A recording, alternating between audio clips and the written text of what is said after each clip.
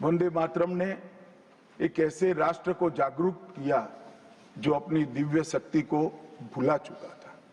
राष्ट्र की आत्मा को जागरूक करने का काम वंदे मातरम ने किया। ये इसीलिए महर्षि अरविंद ने कहा, वंदे मातरम भारत के पुनर्जन्म का मंत्र है। श्री अरविंद का ये वाक्य, इसका गर्भित अर्थ वो वंदे मातरम की महत्ता को बताता है। मान्यवर अरविंद घोष ने यह भी कहा कि देश को एक ऐसे मंत्र की आवश्यकता थी और ईश्वर ने उसे साकार करने के लिए ही बंकिम बाबू को इस भूमि पर भेजा। श्री अरविंद का वंदे मातरम के लिए भाव बच्चे बच्चे के लिए एक प्रेरणा स्रोत बन गया और हमारे आजादी का नारा बन गया। मान्यवर, हमारे देश को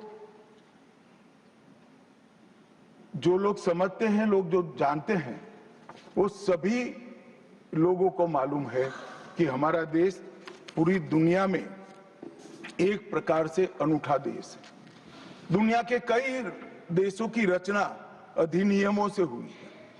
कहीं युद्धों के कारण हुई, कहीं युद्ध के बाद संधि के कारण हुई। भारत एकमात्र ऐसा देश है जिसकी सीमाएं कोई अधिनियम से तय नहीं की है।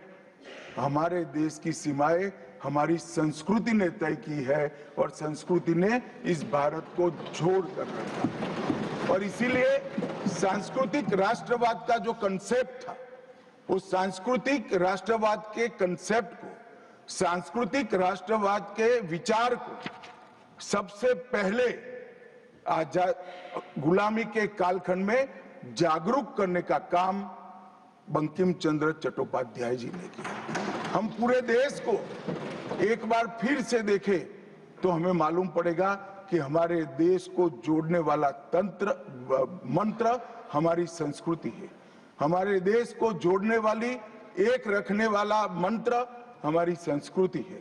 और इसी के कारण वंदे मातरम का जो उद्घोष हुआ, उसने सांस्कृतिक राष्ट्रवाद के सिद्धांत को पहली बार एस्टैब्लिश करने का काम किया।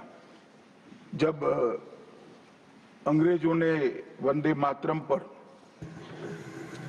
कई सारे प्रतिबंध लगाए, तब बंकिम बाबू ने एक पत्र में लिखा था, मुझे कोई आपत्ति नहीं है, मेरे सभी साहित्य को गंगा जी में बहा दिया जाए।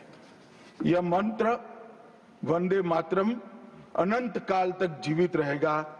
यह एक महान गान होगा और लोगों के हृदय को जीत लेगा और भारत के पुनर्निर्माण का यह मंत्र बनेगा। आज हम देख रहे हैं कि बंकिम बाबू के वो शब्द सच हुए हैं।